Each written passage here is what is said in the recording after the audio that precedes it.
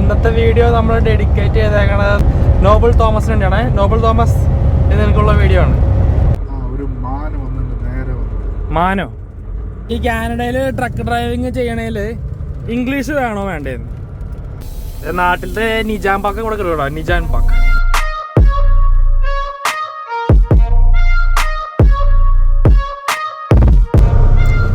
Hello guys, എല്ലാവർക്കും നമസ്കാരം. Korea വ്ളോഗ്സിൻ്റെ പുതിയ എപ്പിസോഡിലോട്ട് എല്ലാവർക്കും സ്വാഗതം. നമ്മൾ ഓസ്റ്റിൻ ഭാഗത്താട്ടോ. നല്ല മഴയുള്ള സമയം. ഒരു സമയം എത്ര ഇത് ഉച്ചമണിക്ക് വെച്ചിക്ക് ഒരു വൈകിട്ടൊരു 4:50 നമ്മൾ തിരിച്ച് ലോഡുമായിട്ട് കാനഡയ്ക്ക് പോവുകയാണ്. സൽജംബായാണ് സാരഥി. സൽജംബായുടെ ഷിഫ്റ്റ് കഴിയാറായി. ഇനി 1 മണിക്കൂറും കൂടി സമയം ഇടയിലുള്ളിൽ നിർത്തും. നമ്മൾ നേരെ ഷിഫ്റ്റ് ചേഞ്ച് ചെയ്യും. നമ്മളിന്ന് കൊണ്ടുപോകണത് ക്യാൻഡീസ് മുട്ടായി. ക്യാൻഡീസ് ആയിട്ടാണ് തിരിച്ചു പോണത്. കോൽമുട്ടായി. നല്ല തിരക്കാണ്. ഇതാണ് ഓസ്റ്റിൻ ഡൗൺ ടൗൺ. നമ്മൾ സാധാരണ ഈ ഭാഗങ്ങളൊക്കെ പാസ് ചെയ്ത് പോണത് നല്ല പാതിരാത്രി സമയത്താണ് സാധാരണ. ഇന്ന് നമുക്ക് ഷിഫ്റ്റ് പെട്ടെന്ന് കഴിഞ്ഞു. പെട്ടെന്ന് അടുത്ത ലോഡ് കിട്ടി. നമ്മളെല്ലായ്പ്പോഴും പോലെ തന്നെ ഫോമുമായിട്ടാണ് ടെക്സാസിലോട്ട് വന്നത്. ഇപ്പം മുടിയൊക്കെ തന്നെയാണോ? അപ്പോൾ ഫോമുമായിട്ടാണ് ടെക്സാസിലോട്ട് വന്നത്. വന്ന് ഒരു മൈലിനുള്ളിൽ തന്നെ നമുക്ക് അടുത്ത പിക്കപ്പ് കിട്ടും അല്ലേ? ആ പടപടാന്ന്. അത് നന്നായി. ടപ്പേന്ന് സാധനം കഴിഞ്ഞു. പക്ഷെ അവിടെ ഇച്ചിരി നേരം പിടിച്ചു തോന്നല്ലേ ലോഡാവാൻ. കുറേ നേരം അവിടെ വെയിറ്റ് ചെയ്ത്. നമ്മൾ രാവിലെ 9 മണി ആയപ്പോഴേക്കും നമ്മൾ കൊണ്ടുവന്ന ലോഡ് അൺലോഡ് ചെയ്തു. അടുത്ത ലോഡ് പിക്ക് ചെയ്ത് അവിടെ നിന്ന് ഇറങ്ങിയപ്പോഴേക്കും 1 മണി ആയിട്ടുണ്ടാവും. ഒരു 3 മണിക്കൂർ അവിടെ നമുക്ക് സമയം പോയി. എന്നാലും കുഴപ്പമില്ല. ഇന്നത്തെ ദിവസം നമ്മൾ ഇന്നിപ്പോൾ ഏതാ ദിവസം അറിയോ? ഞാൻ പറയാം. നവംബർ 21 തിങ്കളാഴ്ച വൈകിട്ട്. ചൊവ്വയും കഴിഞ്ഞ് ബുധൻ രാവിലെ നമ്മൾ വീട്ടിലെത്തും. വെളുപ്പാങ്കാലത്ത് വീട്ടിലെത്തും. പിന്നെ ബുധനാഴ്ച കഴിഞ്ഞപ്പോൾ നമുക്ക് ലീവാണ്. ബുധൻ കഴിഞ്ഞാൽ ബുധൻ, വ്യാഴം, വെള്ളി, ശനി നൈറ്റിൽ ട്രിപ്പുള്ളൂ. കാര്യം ഇവിടെ വെള്ളിയാഴ്ച ബ്ലാക്ക് ഫ്രൈഡേ എന്ന് പറഞ്ഞൊരു പരിപാടിയാണ്. അപ്പോൾ അത് കാരണം ഇപ്പം അമേരിക്കയിലും ലീവായിരിക്കും മൊത്തം.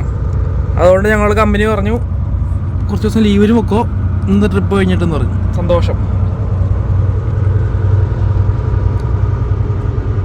അൽജംബായ എന്താണ് പരിപാടി? ഇനി 3 days അവധി കിടന്നുറങ്ങുക. അൽജംബായ ഓരോ കപ്പയും മീൻ കഴിഞ്ഞ ആഴ്ച ഉണ്ടാക്കി. ഇനി ആഴ്ച എന്നിട്ടുണ്ടാകണം.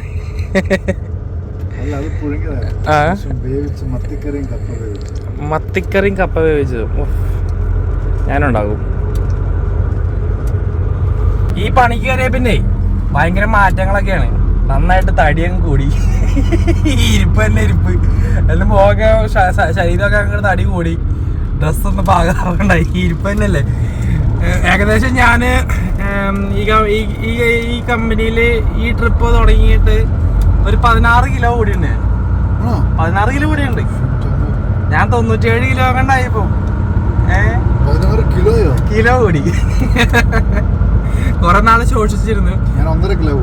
ഇനി കുറെ നാളൊക്കെ പോഷിച്ചിരിക്കാം. നിങ്ങൾ 1.5 കിലോ കൂടിയുള്ളൂ അല്ലേ? നിങ്ങളുടെ ശരീരം തടി വയ്ക്കാത്ത ടൈപ്പ് ശരീരമാണ്. ഇവിടെ പച്ചവെള്ളം കുടിച്ചാലും തടി വയ്ക്കുക. എന്ത് കഷ്ടമാണെന്ന് അറിയാം. എന്നാലും തടി കുറയ്ക്കണം. എന്തെങ്കിലുമൊക്കെ എക്സസൈസ് ചെയ്യാണ്ടെങ്കിൽ ശരിയാവില്ല. ഡ്രസ്സൊന്നും പാകാവുള്ളന്നേ. നല്ല കാലാവസ്ഥ കേട്ടോ. നല്ല തണുപ്പ്. ടെക്സാസിലൊക്കെ ഇമാതിരി തണുപ്പാണ്. അത് എനിക്ക് മനസ്സിലാവുള്ളൂ. നല്ല മരുഭൂമി പോലത്തെ സ്ഥലമാണ്. പക്ഷെ നല്ല തണുപ്പുണ്ട്. സ്നോ ഒന്നും പെയ്തിട്ടില്ല, പക്ഷെ തണുപ്പുണ്ട്. ഈ വണ്ടി ഫ്ലാറ്റ് ബെഡാണ്. നല്ല കളറല്ല, നീല ക്ലീൻ. ഒരു അഴുക്ക് പോലും ഇല്ല വണ്ടിക്ക്. കാരണം ആ ബാക്കിലത്തെ ഭാഗങ്ങളൊക്കെ നോക്കി നമ്മുടെ വണ്ടിയൊക്കെ നിറച്ച് ചെളിയാണ്. എന്നാലും ഈ മഴക്കാലത്ത് ഒരു വാഷ് ചെയ്യണമെങ്കിൽ പുലിയല്ലേ.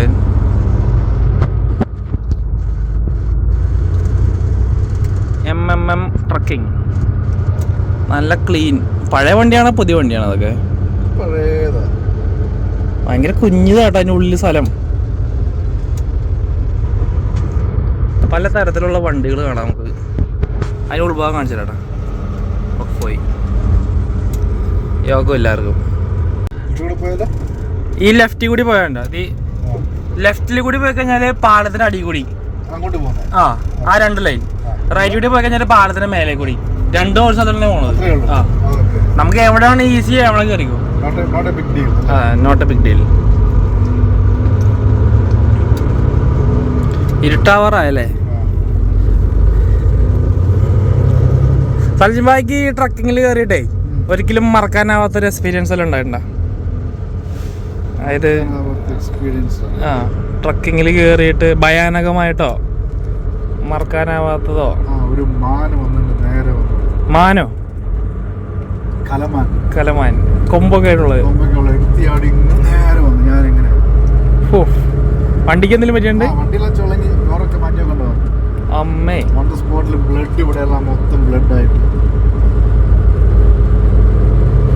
റിസ്ക് ആണ്.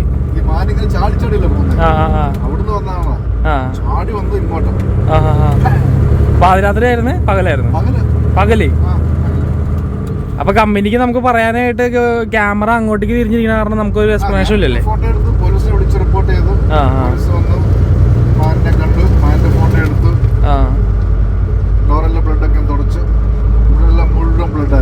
ആ മാൻ നമുക്ക് കൊണ്ടുപോകാൻ പറ്റുമോ?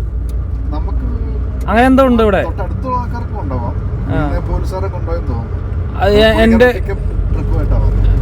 എന്റെ ഒരു കൂട്ടുകാരൻ എന്തതുപോലെ മാനിനെ എന്തോ ഇടിച്ചിട്ട് പോലീസുകാരെന്താ ചോദിച്ചെന്ന്, നിങ്ങൾ കൊണ്ടുപോകോ ഞാൻ കൊണ്ടുപോകണോ?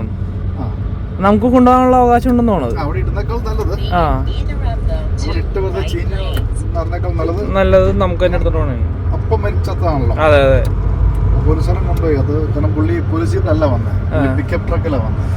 അറിഞ്ഞോണ്ട് വന്നായിരിക്കും.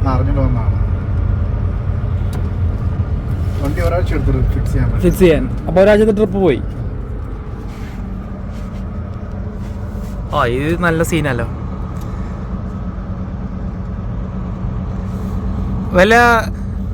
ഞാന് ഇവിടെ കേറിയിട്ട് നമ്മളേതോ സെഡാലിയേക്ക് എങ്ങനെ പോണ വഴിക്കാൻ കണ്ടായിരുന്നു 5 ട്രക്ക് മറിഞ്ഞാണ്. ഒരു മണിക്കൂർ ഗ്യാപ്പില് 5 ട്രക്കേ കാറ്റത്തായിരുന്നു. അതെ.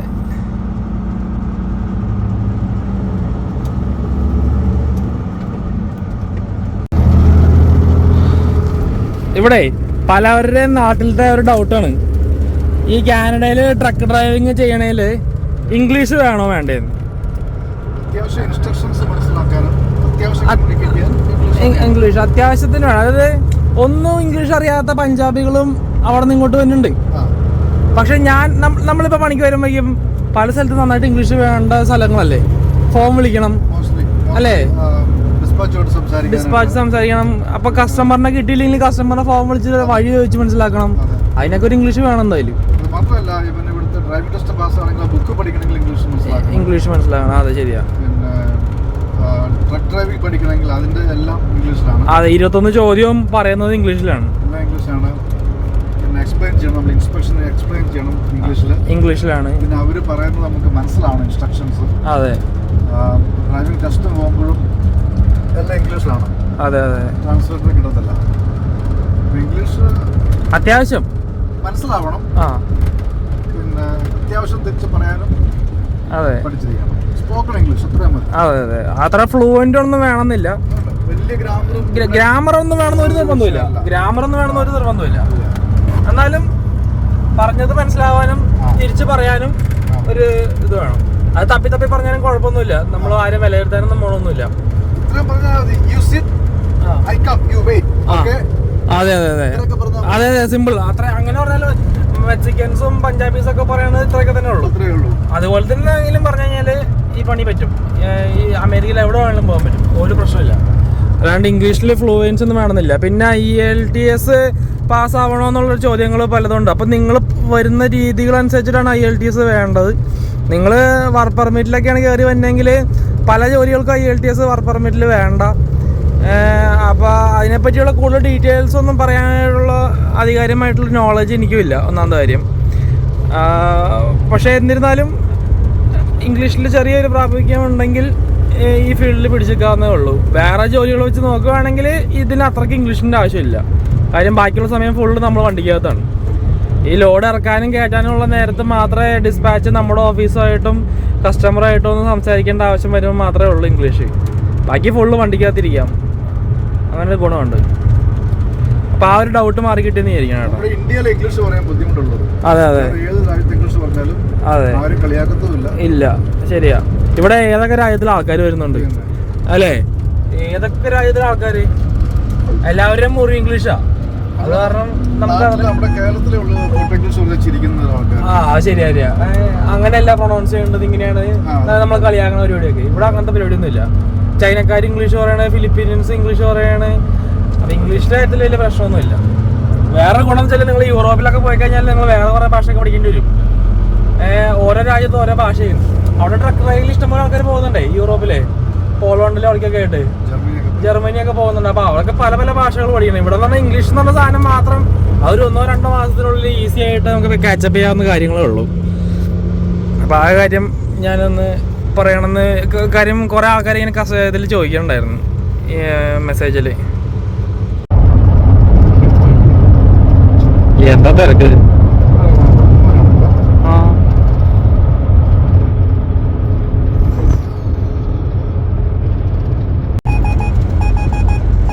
ഉരുട്ടാ പോണല്ലേ?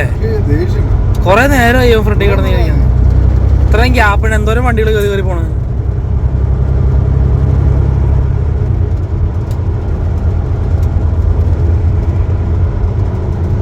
ഈ വണ്ടി നാട്ടിലുണ്ടാവോ? കിയ നീറോ നല്ല രസമല്ലേ? ബലേനോയ? അതെ, ശരിക്കും കാണാൻ നല്ല രസമുണ്ട്.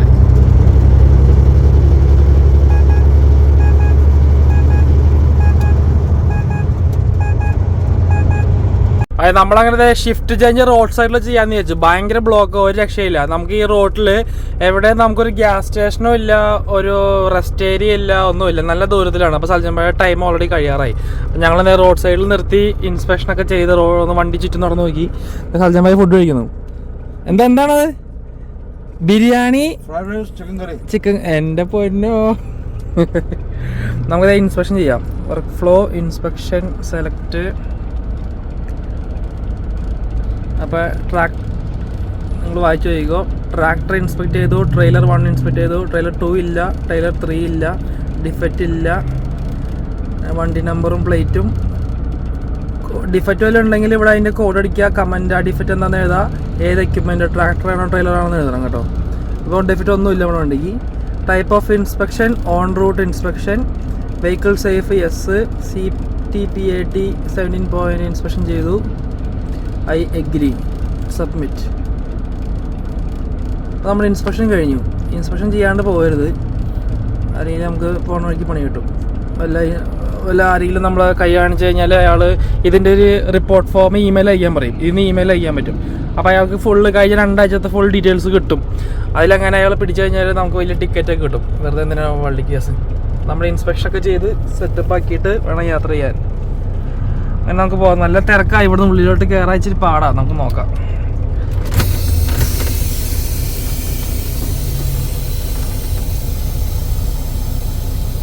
നാട്ടിലത്തെ നിജാം പാക്ക് കൂടെ കിട്ടുമോ? നിജാം പാക്കിൻ്റെ ഒരു പാട്ടുണ്ടല്ലോ, നിജാം പാക്ക്. ഞാൻ തമിഴന്മാരെ കടയിൽ പോയപ്പോൾ മേടിച്ചാ. ശ്രീലങ്കൻസിൻ്റെ കടയുണ്ട്, അവിടെ കിട്ടിയ സാധനം. 10 എണ്ണം $1 കിട്ടും. 10 എണ്ണം. ഇനിയാണ് മോനെ ഉള്ളിൽ കയറാൻ.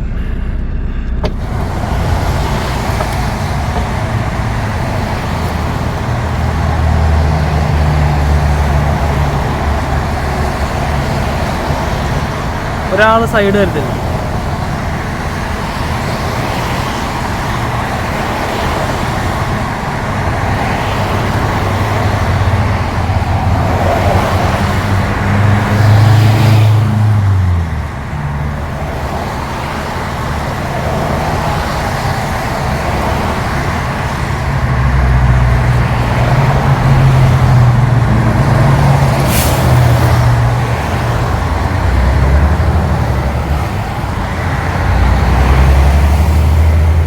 നല്ല മനുഷ്യൻ, അയാൾ സൈഡ് വന്നു.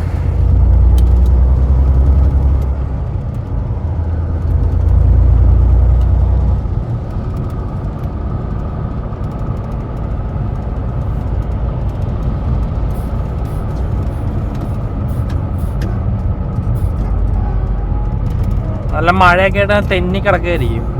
സേഫായിട്ട് തന്നെ പോണ്ടി വരും.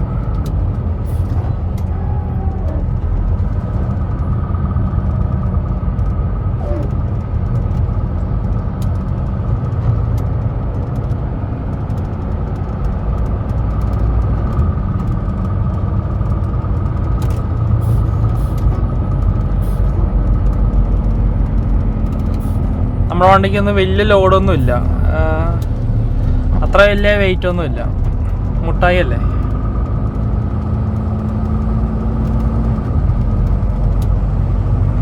ഇനി ഡാലസിലോട്ട് 128 മൈലുണ്ട്. ഈ തിരക്കും കഴിഞ്ഞാൽ അവിടെ എത്തുമ്പോൾ ഡാലസിൻ്റെ വക വേറെ തിരക്കുണ്ടാവും. അതും കൂടി കഴിഞ്ഞാൽ നമുക്ക് സമാധാനം ഉണ്ടാവും. പിന്നെ ഒരു ടൗൺ ഉണ്ടാവില്ല. പിന്നെ നമ്മൾ ഫുള്ള് ഈ ഹൈവേ പിടിച്ചങ്ങ് പോയാൽ മതി. ഈ 2 സ്ഥലത്ത് മാത്രമേ നമ്മുടെ ടൗണിന് നടുക്ക് കൂടി പോകുന്നുള്ളൂ ഹൈവേ. ഡാലസിലും ടൗണിന് നടുക്ക് കൂടി ഒന്നും അല്ല പോകുന്നത്, എന്നാലും ആ ഏരിയയിൽ ഭയങ്കര ബ്ലോക്കാണ്. പക്ഷെ ഓസ്റ്റിൻ ടൗൺ നടുക്ക് കൂടിയാണ്, സാൻ ആന്റോണിയോ ടൗൺ നടുക്ക് കൂടിയാണ്. ഈ 2 സ്ഥലവും ടെക്സാസിലുള്ളതാണ്. അങ്ങനെ അങ്ങനെ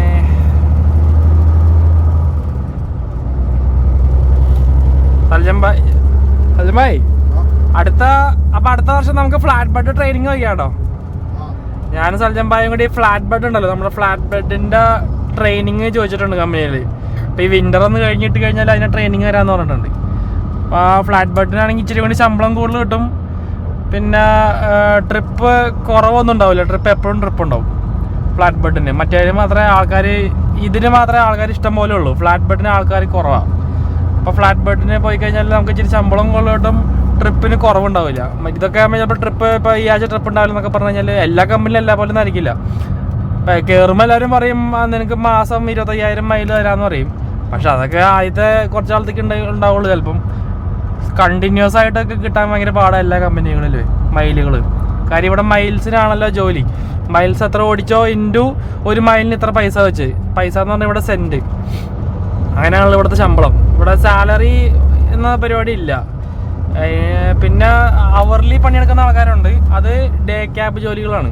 ഡെയിലി വീട്ടിൽ വരുന്ന ജോലികൾക്ക് അവർലി പേ ഉള്ള ജോലിയുണ്ട്. അപ്പം മണിക്കൂറിന് ഇത്ര വെച്ചിട്ട് മണിക്കൂറിന് ശമ്പളം കിട്ടും. എൻ്റെ ഒരു കൂട്ടുകാരന് അങ്ങനത്തെ ഒരു ഡേ ക്യാബ് ട്രെയിലർ കൊണ്ടുപോകുന്ന ഒരു ജോലിക്ക് കയറിയിട്ടുണ്ട് കേട്ടോ. അവൻ നൈസാന്ന് പറഞ്ഞത്.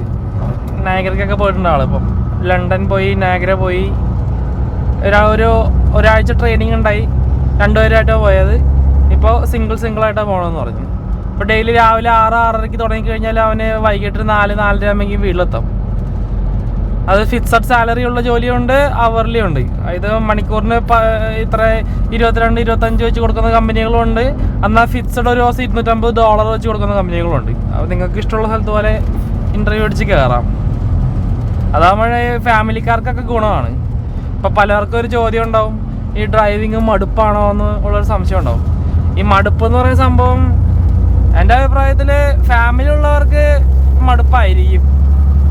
കാര്യം ഡെയിലി വീട്ടിൽ വരാൻ പറ്റില്ല. അപ്പോൾ ഭാര്യയുടെയും പിള്ളേരുടെയും പരാതികൾ കേൾക്കേണ്ടി വരും. സിംഗിളായിട്ടുള്ള ആൾക്കാർക്കാണെങ്കിൽ കുഴപ്പമില്ല, എത്ര വേണമെങ്കിലും ഓടാമല്ലോ അവർക്ക്. അത് എത്ര ഓടുന്നോ അത്രേ അവർക്ക് ഗുണമാണല്ലോ. പിന്നെ മടുപ്പ് വരാന്ന് വെച്ചാൽ ഇവിടെ ഒരു ദിവസം 11 മണിക്കൂറാണ് അമേരിക്കയിൽ ഓടാൻ നിയമപ്രകാരം. 11 മണിക്കൂർ. കാനഡയിലാണെങ്കിൽ 13 മണിക്കൂർ. കാനഡയിൽ ഇടയിൽ ബ്രേക്ക് എടുക്കണമെന്ന് നിയമമൊന്നുമില്ല. ഓണാക്കുമ്പോൾ തന്നെ 13 മണിക്കൂർ തരും. ഇവിടെ എന്ന് പറഞ്ഞാൽ ഓണാക്കുമ്പോൾ 8 മണിക്കൂർ തരും.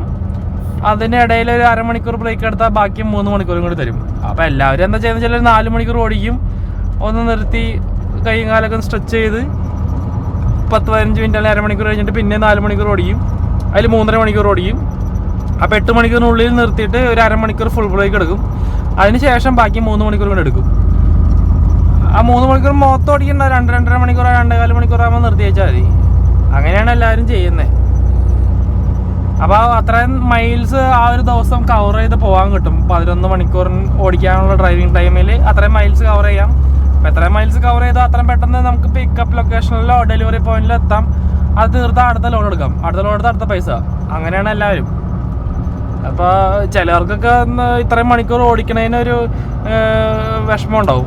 പാടല്ലേ എന്നൊക്കെ ചോദിക്കും. അപ്പം നാട്ടിൽ നമ്മൾ ഈ കാർ ഓടിക്കുന്ന പോലെ അല്ല ഈ സാധനം. ഇതിലിപ്പം അത്രയ്ക്ക് അങ്ങോട്ട് ക്ഷീണം വരില്ല. ഇത് പൊക്കത്തിരിക്കണോണ്ടോ എയറിൽ ഇരിക്കുന്നത് കൊണ്ടാണെന്ന് അറിയില്ല, അങ്ങനെ ഒരു ക്ഷീണം വരില്ല. കാറിൻ്റെ അകത്ത് ചടഞ്ഞുകൊണ്ടിരിക്കുന്ന സെറ്റപ്പിലുള്ള ഒരു ക്ഷീണം ഇതിൽ വരില്ല. വന്നിട്ടില്ല എനിക്ക് കാര്യം. എങ്കിൽ പോലും ഇതിന് നാട്ടിലത്തെ ലോറിയും വെച്ച് കമ്പയർ ചെയ്യാൻ പാടില്ല. അപ്പോൾ തന്നെ എനിക്ക് കുറേ ഇപ്പോൾ കമൻസ് ഒക്കെ കേൾക്കും. വെറുതെ ആവശ്യമില്ലാതെ ഞാനൊന്നും പറയാനുള്ള അതല്ല പറഞ്ഞത്. പക്ഷെ എന്നിരുന്നാലും നമുക്കൊരു ദിവസം ഇത്ര മൈൽ വെച്ച് ഡെയിലി 6 ദിവസം ആഴ്ചയിൽ അങ്ങനെ എത്ര മാസങ്ങൾ ഓടിച്ചാലും നമുക്ക് വലിയ നടുവേദന പ്രശ്നങ്ങളോ ഒന്നും ഇവിടുത്തെ വണ്ടികളോ ഇവിടുത്തെ റോഡുകളോ നമുക്ക് തരുന്നില്ല. അതുകൊണ്ട് തന്നെ അത്ര വലിയ പ്രശ്നങ്ങൾ ഇല്ലയെന്ന് തന്നെ പറയാം. നാട്ടിലത്തെ വണ്ടികളോ ചൂടത്തിരുന്ന് ഓടിക്കണം, നാട്ടിലത്തെ റോഡ് കുലുങ്ങി ഇരുന്ന് പോകണം. അതുപോലെ അല്ലല്ലോ ഇവിടെ. അപ്പോൾ അതുകൊണ്ട് തന്നെ ഇവിടെ അത്രയ്ക്കും മടുപ്പില്ല എന്ന് തന്നെ പറയാം. AC ഉണ്ടല്ലോ വണ്ടിക്ക്, നാട്ടിൽ AC ഇല്ല. അപ്പോൾ അങ്ങനെ കമ്പയർ ചെയ്യാൻ പാടില്ല എന്നാമത്തെ കാര്യം. അപ്പോൾ എൻ്റെ ഒരു അഭിപ്രായമാണ്, മടുപ്പൊന്നും ഉണ്ടാവില്ല. ഓടിക്കാൻ ഇഷ്ടമുള്ള ആൾക്കാരാണെങ്കിലും മടുപ്പുണ്ടാവില്ല. പിന്നെ ഇവിടെ ഹെഡ്സെറ്റ് വയ്ക്കുന്നതിനൊന്നും നിയമപ്രശ്നമൊന്നുമില്ല. ഒരു ഒറ്റ പീസ് ഹെഡ്ഫോൺ വെച്ച് കഴിഞ്ഞാൽ അതുമ്പോൾ പാട്ട് കേട്ടാലും പ്രശ്നമൊന്നുമില്ല. പക്ഷെ വണ്ടി ഓടിക്കുന്ന സമയത്ത് ഈ ഡിവൈസ് ഒന്നും ഉപയോഗിക്കരുതെന്നുള്ള നിയമമുണ്ട്. വണ്ടി സ്റ്റാർട്ട് ചെയ്യണ സമയത്തെ പാട്ട് വെച്ചേക്കണം, അല്ലെങ്കിൽ റേഡിയോ കണക്ട് ചെയ്ത് വെച്ചേക്കണം. കാര്യം നിയമപ്രകാരം ഓടിക്കൊണ്ടിരിക്കുന്ന സമയത്ത് വിടുത്തുമ്പോൾ തൊടാനോ AC പോലും തൊടാൻ പാടില്ല എന്നാണ് നിയമം. ACയുടെ വെൻ്റ് അനക്കാലോ അല്ലെങ്കിൽ ഫാനിൻ്റെ സ്പീഡ് കൂട്ടലോ ഒന്നും ചെയ്യാൻ പാടില്ല. GPS പോലും തൊടാൻ പാടില്ല എന്നാണ് നിയമപ്രകാരം. പക്ഷെ എല്ലാവരും ചെയ്യും, അത് വേറെ കാര്യം. ഓക്കെ ഗായ്സ്, ഇന്നത്തെ വീഡിയോ നമ്മൾ ഡെഡിക്കേറ്റ് ചെയ്തേക്കണത് നമ്മുടെ സബ്സ്ക്രൈബറായ നോബിൾ തോമസിന് വേണ്ടിയാണ്. നോബിൾ തോമസ്, ഇത് എനിക്കുള്ള വീഡിയോ ആണ്. നമ്മളിപ്പോൾ നമ്മുടെ തിരക്കുള്ള സ്ഥലങ്ങളൊക്കെ കഴിഞ്ഞു, ഡാലസ് കഴിഞ്ഞു, ഇപ്പം ടൗണേ മാറി, ഇപ്പോൾ ഫുള്ള് ഗ്രാമമായി. രണ്ട് സൈഡിലും എന്താ പറയുക, കൃഷിയിടങ്ങളാണ്. ഇതെടുത്ത് പോകണം. അവന്മാർക്കൊക്കെ എന്തോ ആവാലോ, നല്ല കത്തിച്ച് പോണേ. നമ്മൾ 65 നിൽക്കും. ഇത് 75 മൈൽ/ഹവറിൻ്റെ സ്പീഡുള്ള റോഡാണ്. അപ്പോൾ അവന്മാർ 80 മൈൽ കയറി പോകും. നമ്മളിങ്ങനെ റൈറ്റ് ഓരം ചേർന്ന് ഇങ്ങനെ പോവാം. നമ്മുടെ വീഡിയോസിൻ്റെ ആദ്യത്തെ വീഡിയോസിലൊക്കെ ഉണ്ടായിരുന്ന നമ്മുടെ പഴയ വണ്ടിയുണ്ട്, പഴയ ട്രക്ക് കണ്ടാ, മിന്നി കാണിക്കുന്നുണ്ടോ? അത് താങ്ക്സ്, മനസ്സിലായി? അപ്പോൾ കണ്ടായിരുന്നു തോന്നുന്നു എല്ലാവരും. ഓക്കെ, ആദ്യത്തെ വീഡിയോസിലൊക്കെ ഉണ്ടായിരുന്ന നമ്മുടെ പഴയ വോൾവോ വണ്ടി മുതലാളി വിൽക്കാൻ വെച്ചേക്കുക. അത് 2017 വണ്ടി ആവശ്യത്തിന് ഓടിയിട്ടുണ്ട്. അപ്പോൾ അവരത് വിറ്റ് കളയാമെന്ന് വിചാരിച്ചു. വേറെ വണ്ടി എടുക്കാനുള്ള പ്ലാനായിരിക്കും. അപ്പോൾ വേറൊരു വണ്ടി ഉണ്ട് ഞങ്ങൾക്ക് കമ്പനിയിൽ, ഒരു വോൾവോൻ്റെ തന്നെ 860 തന്നെ. അത് ഓട്ടോ ബാൻ എന്ന് പറഞ്ഞ കമ്പനിക്കടുത്ത് ഓർഡറാണ്. അപ്പോൾ ആ വണ്ടി ഞങ്ങൾക്ക് വേണമെന്ന് ചോദിച്ചു, എനിക്കും സൽജൻ ബൈക്കും കൂടി വേണ്ടിയിട്ട്. അത് 2020 മോഡലാണ്, ഇത് 2021. പക്ഷേ ഇത് 760 എന്ന് പറഞ്ഞ മോഡൽ, അത് 860 ഇച്ചിരി കൂടി വലിപ്പമുള്ള മോഡലാണ്. ബാക്കിലൊക്കെ ഇച്ചിരി കൂടി സ്പേസ് ഉണ്ട്. അതായത് ബാക്കിലത്തെ നമ്മുടെ ബെഡൊക്കെ മടക്കി കഴിഞ്ഞാൽ അതൊരു ടേബിളും ചെയറൊക്കെ ആയിട്ടിരിക്കും, അങ്ങനത്തെ ഒരു സെറ്റപ്പ്. മുകളിൽ കയറാൻ ഏണിയുണ്ട്, ഇച്ചിരി കൂടെ വലിയ ഫ്രിഡ്ജ്. അപ്പോൾ ഞങ്ങളതിനെപ്പറ്റി താല്പര്യം പറഞ്ഞില്ല. നമുക്ക് ഈ വണ്ടി ഓടിച്ചൊരു തഴം കിട്ടി, നമുക്ക് ഇഷ്ടപ്പെട്ടു ഈ വണ്ടി. ഇത് ഒഴിവാക്കേണ്ട ആവശ്യമില്ലല്ലോ. നമ്മൾ ഈ ഇവിടെ ഉണ്ടായിരുന്ന മറ്റേ ഇതൊക്കെ എടുത്ത് മാറ്റി, ഒരു സ്റ്റിയറിംഗ് വീൽ കവറൊക്കെ ഉണ്ടായിരുന്നില്ല, എടുത്ത് മാറ്റി. ഇത് കൈ പിടിക്കാൻ നല്ല സുഖമുണ്ട്. എൻ്റെ കൈയൊക്കെ ചെറുതാണ്, സൽജമ്പായുടെ കൈ ചെറുതാണ്.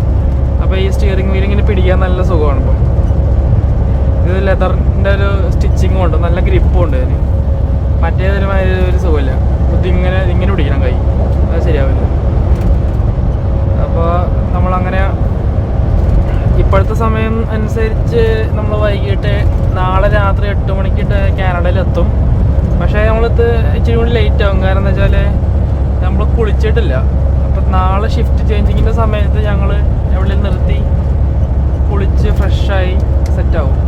അപ്പോൾ എനിക്ക് ഇനി 3 മണിക്കൂർ 44 മിനിറ്റ് കൂടി ഓടിക്കാനുണ്ട്. അതിനുള്ളിൽ എവിടെയും നിർത്തി ഞാനൊന്ന് അരമണിക്കൂർ ബ്രേക്ക് എടുക്കും, ഒരു ഫുഡ് കഴിക്കും. അത് കഴിഞ്ഞിട്ട് പിന്നെ അവിടെ നിർത്തിയിട്ട് നമ്മുടെ ലവ്സ് എന്ന് പറഞ്ഞ ആപ്പ് ഉണ്ട് അതിനുള്ളിൽ. അപ്പോൾ നമ്മൾ പോകുന്ന റൂട്ട് മാപ്പ് ചെയ്ത് കഴിഞ്ഞാൽ, അതായത് ഇന്നത് ടു ഇന്ന സ്ഥലം വരെ ഞാൻ പോകുമെന്ന് പറഞ്ഞാൽ ലവ്സിൻ്റെ ആപ്പിൽ നമുക്കൊരു മാപ്പ് ഉണ്ടാക്കി തരും അവർ. ഇതിൻ്റെ GPS-ൻ്റെ മാപ്പ് പോലെ തന്നെ. അപ്പോൾ അതിനുള്ളിൽ ആ പോണ വഴിക്ക് എവിടെയൊക്കെ ലവ്സ് ഉണ്ടെന്നാലും കാണിക്കും. അപ്പോൾ ഓരോന്നിൽ സെലക്ട് ചെയ്ത് കഴിഞ്ഞാൽ ഡീസൽ പ്രൈസ് എവിടെയാണ് വിലക്കുറവ് നമുക്ക് കാണാൻ പറ്റും. ഓരോരോ ഗ്യാസ് സ്റ്റേഷൻ സെലക്ട് ചെയ്ത് അവിടുത്തെ ഡീസൽ പ്രൈസ് കാണിക്കുക. അതിൽ ഏറ്റവും വില കുറവുള്ള സ്ഥലം എവിടെയാണ് അവിടെ നിന്ന് അടിക്കുന്നത്. നമുക്ക് മുതലാളിക്ക് ഇച്ചിരി ലാഭം ഉണ്ടാക്കി കൊടുക്കണ്ടേ. അപ്പോൾ ഇനി ഒരു 300 മൈലിൻ്റെ അപ്പുറത്തൊരു സ്ഥലത്താണ് ഏറ്റവും വില കുറവ്, ലിറ്റിൽ റോക്ക് എന്ന് പറയും. അപ്പോൾ അവിടെ പോയിട്ട് ഗ്യാസ് അടിക്കണം. അവിടെ നിന്ന് കുറച്ചുകൂടി ഞാൻ ഓടിക്കും. അതാണ് ഷിഫ്റ്റ് ചേഞ്ചിങ്. ഈ നൈറ്റ് ഡ്രൈവിങ് എല്ലാവർക്കും ഇഷ്ടമാണെന്ന് എനിക്ക് തോന്നുന്നു. എനിക്ക് ഭയങ്കര കാര്യമാണ് ഈ നൈറ്റ് ഡ്രൈവിങ്. നമ്മുടെ ഫ്രണ്ടിൽ ലൈറ്റ് കണ്ട അപ്പം എങ്ങനെയുണ്ട്?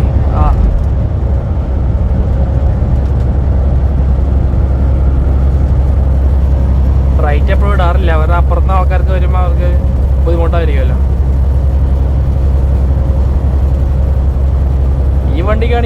മൈലേജ് ഒരു രക്ഷയില്ല. കാര്യം നമുക്ക് ഗ്യാസ് അടിക്കുമ്പോൾ നമുക്ക് ഡ്രൈവർമാർക്ക് ഒരു പോയിന്റ് കയറും നമ്മുടെ കാർഡിൽ. ആ പോയിന്റ് വെച്ച് ഞങ്ങൾ സാധനങ്ങളൊക്കെ മേടിക്കാറുണ്ട്. പക്ഷേ ഇപ്പോൾ അത് പഴയ വണ്ടിയായിരുന്നപ്പോൾ നന്നായിട്ട് എണ്ണ കുടിക്കുന്ന ഒരു വണ്ടിയായിരുന്നു. ഇതങ്ങനെയല്ല, ഇത് ഇച്ചിരി കുടിക്കുള്ളൂ. അതുകൊണ്ട് നമുക്ക് ഇച്ചിരി പൈസ കുറവ് കിട്ടണം. ചിലപ്പോൾ അതുകൊണ്ടായിരിക്കും ആ വണ്ടി വിറ്റുകളയാൻ മുതലാളി ഉദ്ദേശിച്ചത്. അതിന് ഭയങ്കരമായിട്ട് എണ്ണ പോകുന്നുണ്ട്. ചിലവ് ഇപ്പോൾ കയ്യിൽ നിന്നല്ലേ പോണത്.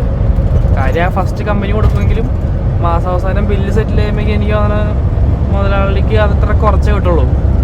അപ്പോൾ അതുകൊണ്ടായിരിക്കും ഇപ്പോൾ ഈ ഇങ്ങനെ നല്ല മൈലേജുള്ള വണ്ടി എപ്പോഴും വോൾവോയും ഫ്ലൈറ്റ് ലൈനറുമാണ് ഏറ്റവും മൈലേജ്. ബാക്കിയുള്ള വണ്ടിക്കൊക്കെ മൈലേജ് കുറവായിരിക്കും. കാരണം അതിന് പവർ കൂടുതലായിരിക്കും. പിന്നെ ഓരോ വണ്ടിക്ക് ഒരു സ്പെക്ക് ഉണ്ട്. ആ സ്പെക്ക് അനുസരിച്ചിട്ടാണ് അവർ വണ്ടി മേടിക്കുന്നത്. അപ്പോൾ നമ്മുടെ ഓട്ടങ്ങൾക്കൊക്കെ ഒരു സാധാരണ സ്പെക്കുള്ള വണ്ടി മതി. ഹൈ പവറോ ഒന്നും വേണ്ട. അതായത് ഓവർ സൈസിലോ വെയിറ്റൊക്കെ കൊണ്ടുപോകുന്ന വണ്ടികൾക്കൊക്കെ ആണെങ്കിൽ സ്പെക്ക് കൂടിയ, പവർ കൂടിയ, CC കൂടിയ വണ്ടിയായിരിക്കും, അല്ലെങ്കിൽ BHP കൂടിയ വണ്ടിയായിരിക്കും. അപ്പോൾ അതിന് മൈലേജ് അത്ര കുറയും, പേയ്മെൻറ്റ് അത്ര കൂടുതൽ കിട്ടുമായിരിക്കും.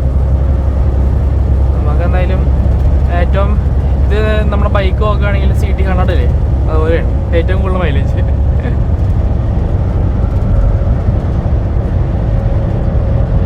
ബ്ലോക്കൊന്നും ഇല്ലാണ്ടങ്ങ് എത്തിയാൽ മതി. ഇവിടെ ഒന്നും മഞ്ഞില്ല. ഇനി അർക്കൻസാസ് വരും. അർക്കൻസാസിൽ മഞ്ഞ് കുറവായിരിക്കും ഈ സമയത്ത്. ഒരു ഇന്ത്യാനൊക്കെ കഴിയുമ്പോൾ ആയിരിക്കും മോനെ മഞ്ഞ് തുടങ്ങാൻ പോകണം. മിഷിഗനിലൊക്കെ നല്ല മഞ്ഞായിരിക്കും.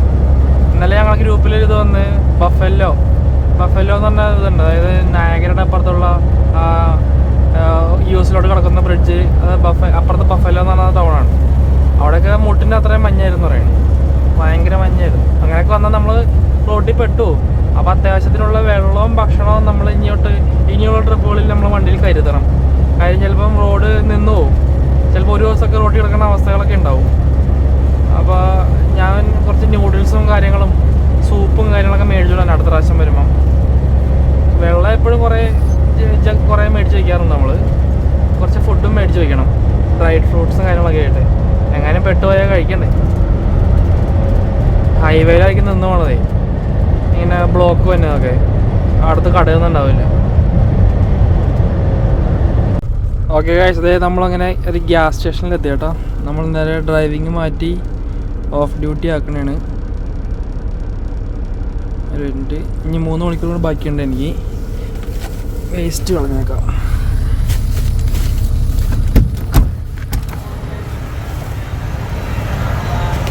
തണുപ്പുണ്ട് കേട്ടോ ആവശ്യത്തിന്.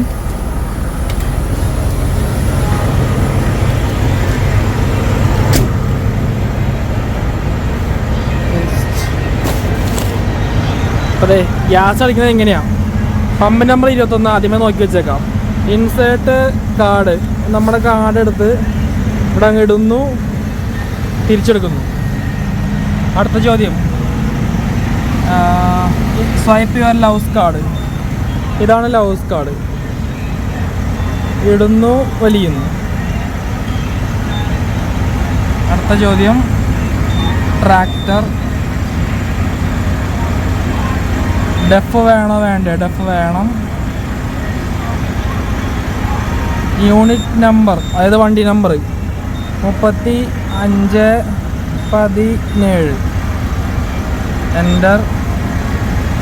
ഫ്യൂവൽ നമ്പർ സ്കിപ്പ് ചെയ്യുക.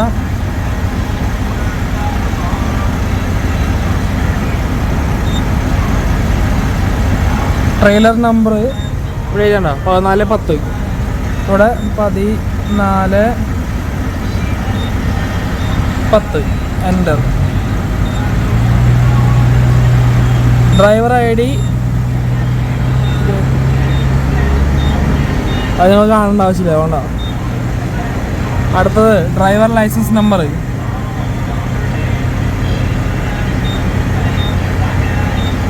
അത് രണ്ടാണ്. യൂസർ നെയിം പാസ്വേഡും പോലെ സാധനമോ ഞാൻ കാണിച്ചു തരില്ല. അഡീഷണൽ പ്രൊഡക്ട്സ് വേണോ? നോ. ഡു വേണ്ട റെസിപ്റ്റ്? യെസ്. ഇത്ര അടിച്ചു കഴിഞ്ഞാൽ അവർ നേരെ ഓതറൈസിങ് ഡീസൽ വരും. പിന്നെ വന്നു കഴിഞ്ഞാൽ നമ്മൾ നേരെ എല്ലാ വണ്ടിക്കാരും ഇവിടെയാണ് ഗ്ലൗസ് വയ്ക്കുക. നമ്മുടെ ചുറ്റിക ഇവിടെ തന്നെ ഉണ്ടാവും. ഫയർ എക്സ്റ്റിംഗ്വിഷർ അവിടെ തന്നെ ഉണ്ടാവും. ചുറ്റിക എന്തിനാണെന്ന് വെച്ചാൽ ടയറൊക്കെ ചെക്ക് ചെയ്യാനായിട്ട്. ഇപ്പോൾ റിമൂവ് നോസിൽ ഇത് വന്നു. അപ്പോൾ നമുക്ക് നേരെ ഗ്ലൗസൊക്കെ ഇട്ട് ഇവിടെ ആരും അടിച്ച് ചെയ്തില്ല ഗ്യാസ് ഒന്നും. നമ്മൾ തന്നെ അടിക്കണം. നേരെ ഡീസലിൻ്റെ വാൽവ് തുറക്കുക, ഈ സാധനം എടുക്കുക, ഇതുണ്ടോ ഇതിങ്ങനെ വലിക്കണം, അല്ല ഇങ്ങനെ പൊക്കണം, എന്നാലേ ഇതാവുള്ളൂ. ഫ്യൂവലിംഗ് എന്ന് പറഞ്ഞാൽ വരുത്തുള്ളൂ. ഉള്ളിലോട്ട് വയ്ക്കുക, നെക്കി വിടുക. അപ്പോൾ കണ്ടോ അങ്ങനെ ഗ്യാസായി. ഇനി ഇവിടുത്തെ ലോക്കാക്കി വെച്ചിട്ട് നേരെ അപ്പുറത്ത് പോവുക, അപ്പുറത്ത് ഓടിക്കുക. ഒരു മിനിറ്റ്.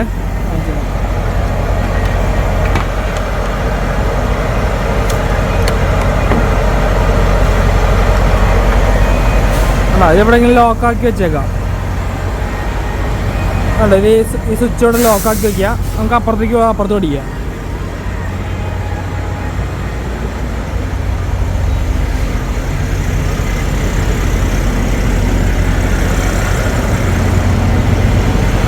Same scheme. ഇതിനെ സാറ്റലൈറ്റ് എന്നാ പറയാ, സാറ്റലൈറ്റ്. അപ്പുറത്തെ മെയിൻ തുറക്കുക.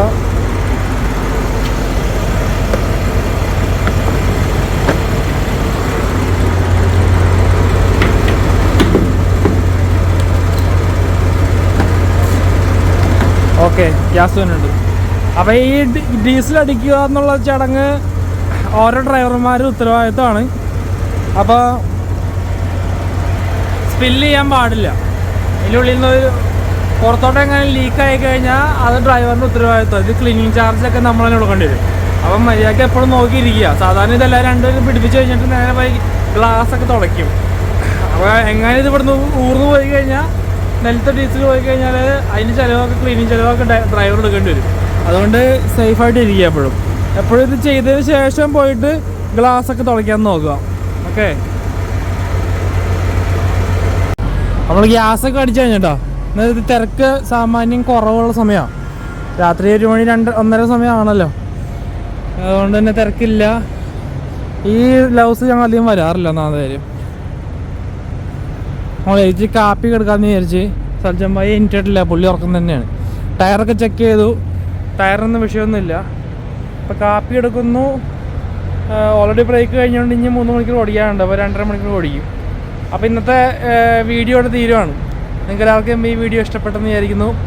അപ്പോൾ താങ്ക് യു സോ മച്ച്. പുതിയ ഒരു എപ്പിസോഡുമായിട്ട് കൊറിയ വ്ളോഗ്സ് വീണ്ടും വരും. Bye bye.